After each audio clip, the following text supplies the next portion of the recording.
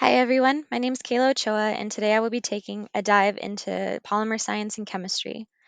Polymers make up one of the largest subject areas of materials chemistry. The use of polymers is widespread in modern technology, and they are used to enhance the properties of ceramics, metals, semiconductors, and optical materials. The main reasons behind the widespread use and importance of polymers is that they can be fabricated easily, are corrosion resistant and lightweight, and are generally inexpensive. As you can see here, useful polymers come in both natural and synthetic forms and are present in many everyday products such as wool, epoxy, polyester, etc. Let's go over some of the basics of polymers. Polymers are large molecules made up of repetitive bonding of smaller molecules, known as monomers. They can be grouped into two major categories: homopolymers and copolymers. Homopolymers are made up of identical monomers, while copolymers are made up of differing monomers. This arrangement of monomers makes up the polymer's primary structure. The secondary structure describes the polymer's shape or conformation and typically approaches a helical or sheet arrangement. The tertiary structure describes the folding of the polymer. And lastly, the quaternary structure represents the overall shapes of groups of the tertiary structures. Structural characteristics of polymers are closely related to the material's properties. Polymers can be linear, which contain an uninterrupted straight chain. Branched polymers consist of smaller chains branching from the longer parent. Both linear and branched polymers are typically thermoplastics that melt when heated. Network polymers are highly cross-linked and create thermosets that cannot be melted when shaped. The cross-link density in network molecules can vary from low, such as rubber bands, to high, such as epoxy. The stereochemistry of substituents of the monomers that make up the polymer can also have an effect on its physical properties. Isotactic stereochemistry means the substituents are on the same side of the polymer backbone, while syndiotactic means these substituents are alternating. Atactic means substituents are random. Isotactic and syndiotactic arrangements are more likely to form compact crystalline structures, and atactic arrangements are more likely to form amorphous structures. Crystalline regions contribute largely to strong hard materials, while amorphous regions allow some flexibility. These properties and how they are affected by a polymer structure are of great importance when synthesizing polymers for various industries. Next, we will cover some basics in organometallic and metalloid polymers. Typically, polymer chemistry emphasizes materials derived from a select few elements such as carbon, hydrogen, oxygen, nitrogen, chlorine, and fluorine. Elements such as silicone, sulfur, and phosphorus will link similar to the way carbon does. Since their bond energies are generally lower, such products might be expected to offer lower thermal stabilities and lower bond strength when compared to carbon based polymers, but this isn't always true. One common misconception is the type of bonding that can occur between inorganic and organic atoms. While there is clear ionic bonding, many of the inorganic organic bonding is the same nature as is present in organic compounds. Because of this, the same spatial geometric rules apply to these types of polymers as to the more classic polymers. The exception to these rules is the ionomers, pictured here, where metals are bonded through ionic bonding to oxygen atoms.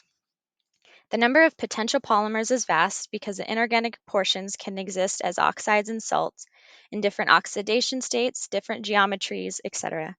The importance and application of these polymers is lesser known, but just as great. For example, chlorophyll, shown to the left, is a metal containing polymer that allows photosynthesis to take place. These polymers form the basis of many insulators and building materials and are also present in high abundance in the Earth's crust. These types of polymers exhibit a wide range of properties not common to most organic polymers, such as electrical conductivity and catalytic operations. You can see in Table 9.2 the current and potential applications for organometallic and metalloid polymers. Now let's talk about some of the reactions of these types of polymers. Any reactions are just an extension of known inorganic, organometallic, and organic reaction. The majority can be placed into two broad classes: oxidation reduction reactions, known as redox, and substitution reactions. Redox polymers have the ability to change their electrochemical properties by losing or gaining electrons. Redox reactions are important in the synthesis of polymers and monomers, in the use of polymers as catalysts, and in applications involving transfer of heat, electricity, and light.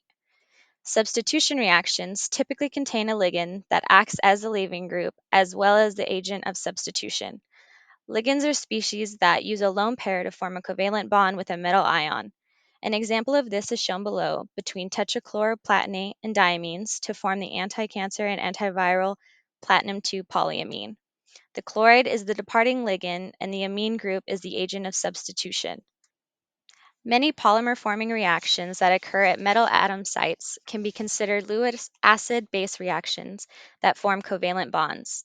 This reaction is also commonly compared to a bimolecular nucleophilic substitution reaction, or SN2, although the precise mechanism is difficult to describe because of the presence of available d orbitals on the organometallic atom. In organometallic polymer substitution reactions, the electronic, steric, mechanistic, kinetic, and thermodynamic factors are the same as in regard to smaller molecules. Condensation reactions typically involve the expulsion of a smaller molecule, leading to a repeating unit with fewer atoms than the sum of the two reactants.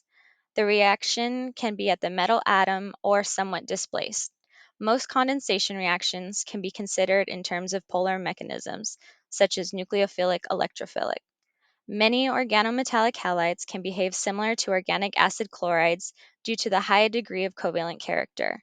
This is shown below in hydrolysis and polyesterification, where the metal atom behaves similarly to the carbonyl carbon atom. Next, we will look at inorganic polymers. Polymers abound in the world of inorganics and are major components in the natural world of soil, mountains, sands, etc. Just like organic polymers, they are also synthesized and used as abrasives, coatings, flame retardants, lubricant, the list goes on and on. These polymer structures do not include carbon in the backbone. When carbon is present in the molecule, it is not bonded to hydrogen or organic side groups. We will cover some of the more well-known inorganic polymers. Portland cement is the least expensive and most widely used synthetic inorganic polymer. It typically consists of anhydrous crystalline calcium silicates, lime, and alumina. When anhydrous cement mix is added to water, the silicates form hydrates and calcium hydroxide. Once hardened, it contains about 70% cross-linked calcium silicate hydrate and 20% crystalline calcium hydroxide. The hardening of cement paste occurs through two major steps. First, a layer is formed on the surface of the calcium silicate particles consisting of mainly water with some calcium hydroxide. This layer grows small fibers from each silicate particle that increase in number and length, becoming integrated among themselves. These fibers form sheets that contain tunnels and holes. As these sites become saturated with calcium hydroxide, it begins to crystallize, occupying vacant sites and interconnecting with the silicate. Silicone is the most abundant metal-like element in Earth's crust, but is typically present in a large number of polymers based on the condensation of the orthosilicate anion, which is a tetrahedral silicon atom attached to four oxygen atoms. The variety in naturally occurring silicates is due to the ability of this anion to be linked together, forming various sized polymers, and the substitution of different metal atoms of approximately the same size as silicone often forms. This figure shows general silicate structures from its simplest tetrahedron form, present in things such as granite, to a complex network found in quartz. Cations, similar in ionic radius to silicone, such as iron 2, aluminum, and calcium, are often found in silicate-like structures like these pictured. In the sol-gel process, polymer precursors are formed in solution and then joined to furnish dense glasses or polycrystalline ceramics. The most common procedures involve alkoxides of silicon, boron, titanium, and aluminum. In an alcohol-water solution, the alkoxide groups are removed by hydrolysis and replaced by hydroxyl groups. Branched polymers chains grow and interconnect to form a network through the solution.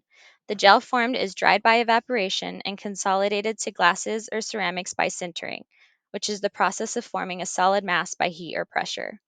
The nature of the reactions can be varied to produce different structures and properties. They are used in various products such as scratch resistant coatings, adhesives for glass surfaces, and absorbents. Asbestos has been used for over 2,000 years. It is not a single material, but group of materials that give soft fibers. They contain 2D silicate anions bound by a layer of aluminum hydroxide or magnesium hydroxide. It is used to make fire-resistant fabric, electrical insulation, building insulation, and brake linings. Carbon is also present in inorganic materials such as diamond and graphite. Graphite is the more stable allotrope of carbon. This image shows diamond to the left, where carbon is the center of a tetrahedron formed by other carbon atoms, while graphite to the right is a layered planar molecule. This difference in structure creates one of the hardest naturally occurring materials on one end and a very brittle material on the other. I hope this presentation has given you more insight to the vast scopes of polymers in materials chemistry. Thank you.